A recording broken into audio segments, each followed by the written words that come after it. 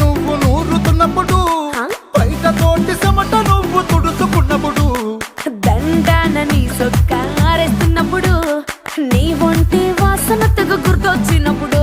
రెండు చేతులెత్తి జుట్టు ముడిసినప్పుడు, జండు కత్తుకొని పడుకున్నప్పుడు, అలసిపోయి నువ్వు ఆవలించినప్పుడు,